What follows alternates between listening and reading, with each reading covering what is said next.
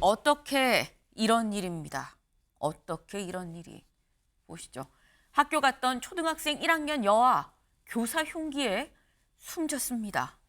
교사는 스스로 이 자신을 해쳤다라는 기사가 지금 들어와 있죠. 이 관련한 소식 제가 유호정 기자의 리포트 먼저 보고 얘기 이어가 보겠습니다.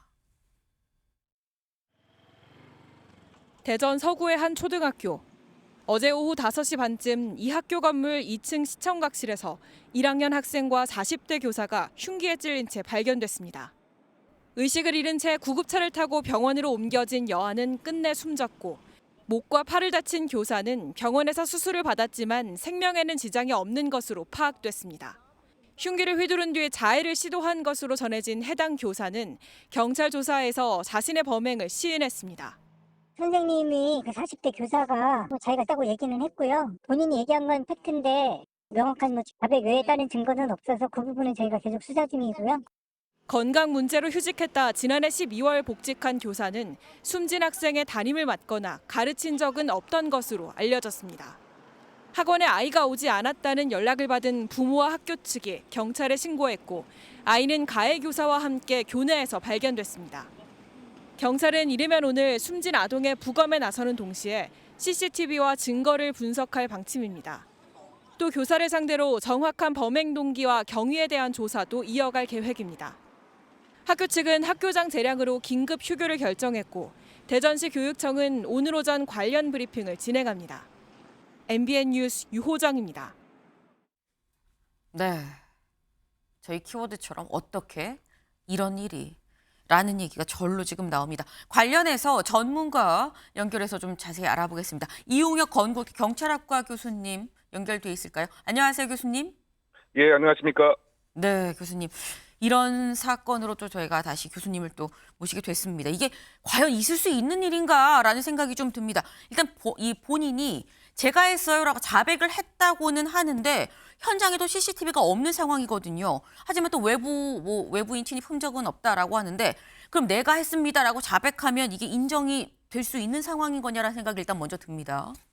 네, 다른 증거가 없이 네. 그 자백만이 유일한 상황이라고 한다면 자백 보강 법칙에 의해서 증거로서 사용할 수가 없는데요. 그런데 네. 이번 상황 같은 경우는 그 보도 등에 의하면 그 창고에 네. 서른이 상당 부분 있었고 또 흉기도 발견이 되었고 네. 그러면 이것이 바로 증거가 될 수 있기 때문에 지금 이 자백에 의한 증거로서의 사용에는 이제 문제가 없는 것이죠. 그리고 목격자가 사실 있어야 되는데 지금 CCTV가 없다라고 하지만 네. 조금 더 면밀하게 혹시 찾아보게 되면 이 CCTV에 찍힐 가능성도 배제할 수는 없을 것 같고요. 또 네. 지금 그 보도 등에 의하면 이 앱을 이 피해 여학생이 소지하고 있었다.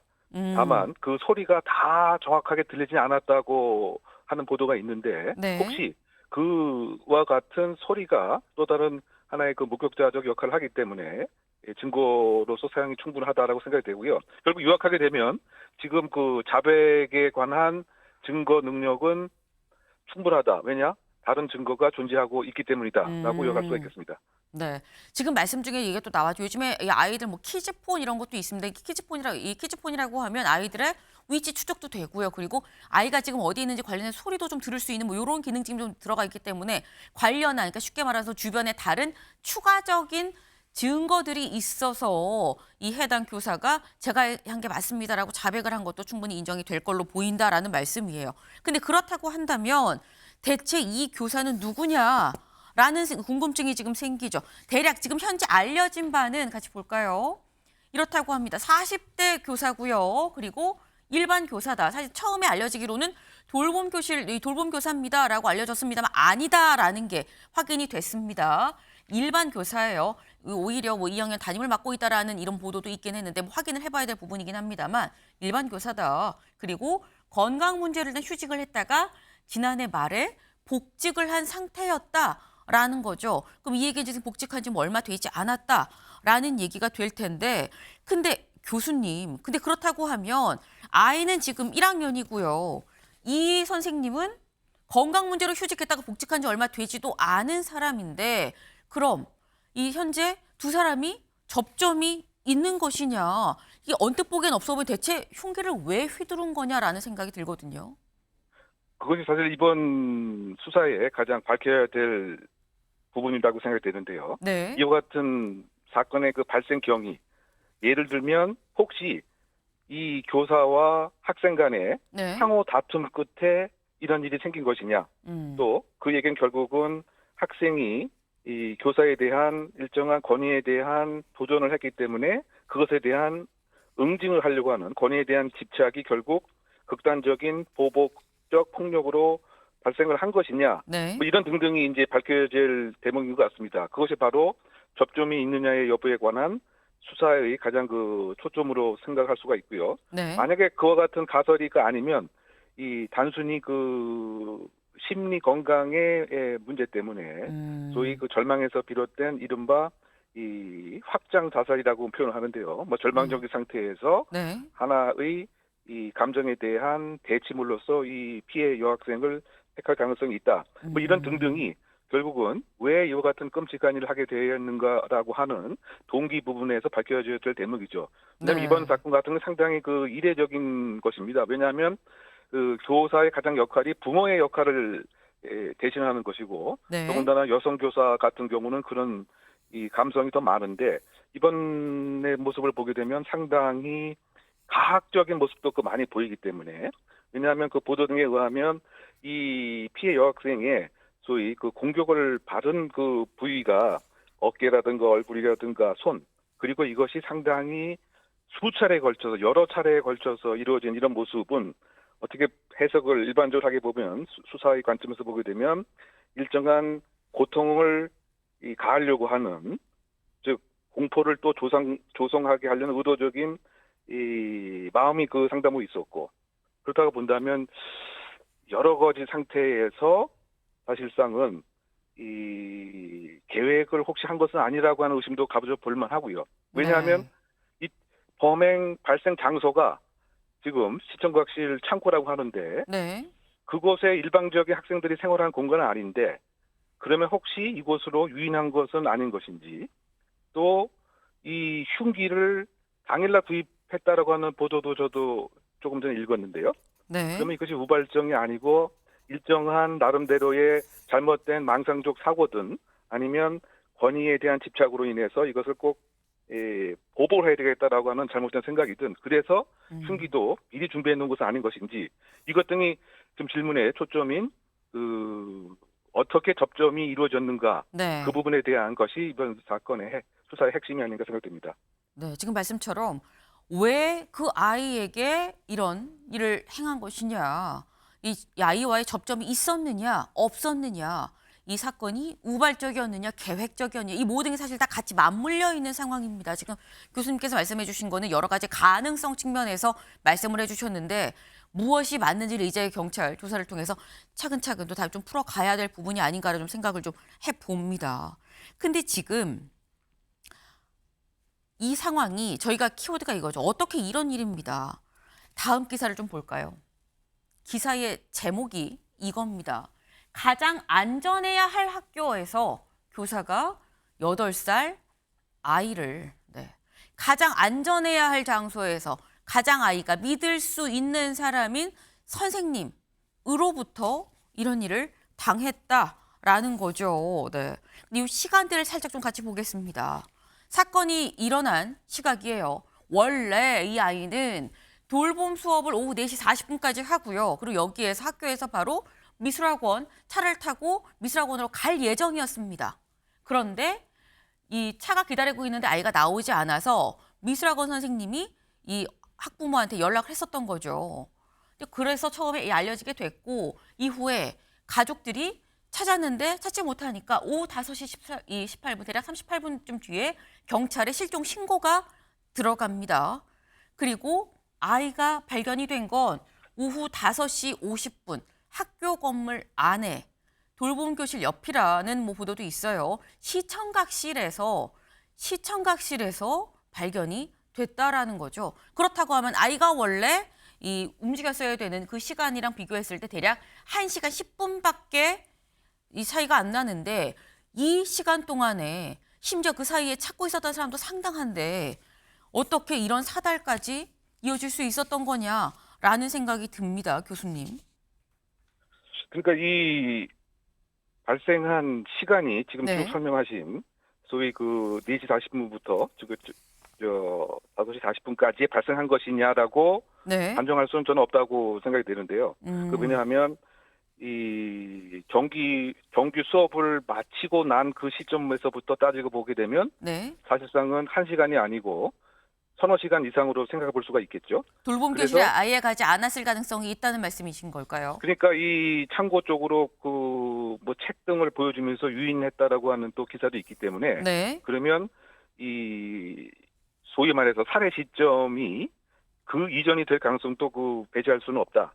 그래서 아마 그 부검 등을 통해서 이 사망 시간에 대한 그 추정을 시도하는 여러 가지 그 법과학적인 시도가 이제 있을 것이 아닌가 이제 이런 생각이 듭니다.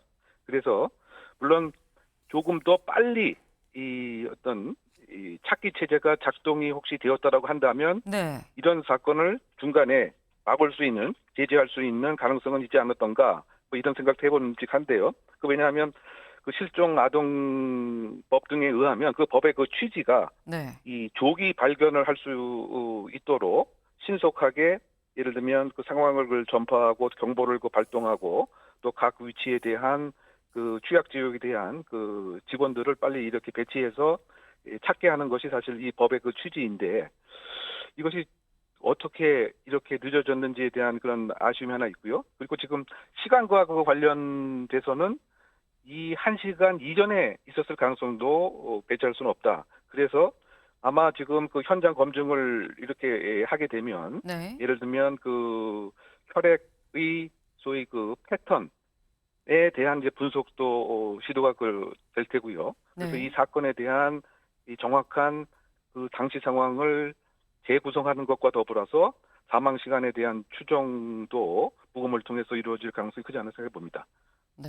그러니까 지금 교수님께서 하신 말씀은 돌봄 교실에 있다가 오후 4시 40분에 미술학원 차를 타야 되는데 거기서부터 아이가 없어진 아이의 부재가 인지는 됐지만 사실상 그 전부터 학교 수업이 끝난 건 또 이전이기 때문에 이전부터 아이가 먼저 무슨 이 뭐 유인이든지 뭐든지 간에 이런 일로 해서 이 사라졌을 수가 있다라고 말씀하셨는데 만약에 그렇다고 한다면 사실 더 의문인 부분이 아이는 끝나고 수업이 끝나고 돌봄 교실로 가는 거였고 돌봄 교실엔 돌봄 선생님이 있는데 돌봄 교사가 아이가 오지 않은 걸 몰랐다는 얘기가 되는 거냐라는 사실 의문이 듭니다. 실제로 아이가 또 처음에 좀 발견이 된 게 누구한테 발견이 됐느냐 볼까요?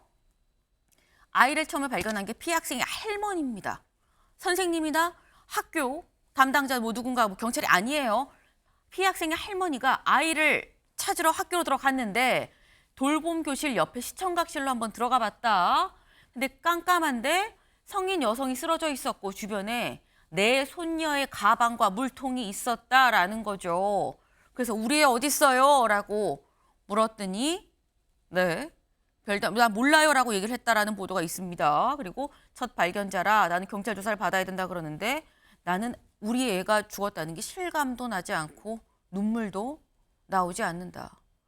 아이가 사고가 난 그 상황을 바로 돌봄 교실 옆에 있는 시청각실이라고 할머님은 말씀을 하고 계시는데 이걸 학교 교사나 학교 측에서 발견한 게 아니고 경찰이 발견한 것도 아니고 이 관련한 이 아이의 할머니가 발견을 했다는 건 그럼 학교는 뭘 했다는 거냐라는 생각이 들거든요.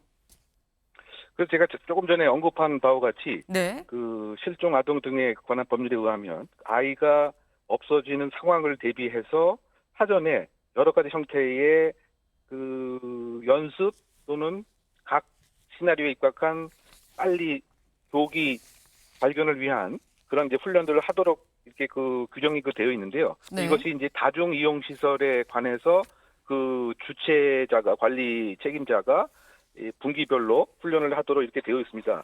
근데 어쨌든 이 법의 그 취지는 아이가 없었을 때 빨리 조기 발견하는 것이 아주 끔찍한 상황을 이 사전에 막을 수 있는 첩경이기 때문에 그렇게 되어 있음에도 불구하고 지금 앵커께서 설명하신 그 바와 같이 학교에서 조기 발견, 빨리 찾는 것에 전혀 도움을 주지 못하고 있었다라고 하는 것은 네. 이러한 이 실종된 아동에 대한 찾기 자체에 평상시에 관심과 업무 몰입이라든가 뭐 준비 상황이 상당히 부족했던 것이 아닌가라고 하는 비판이 가해지는 대목으로 생각됩니다.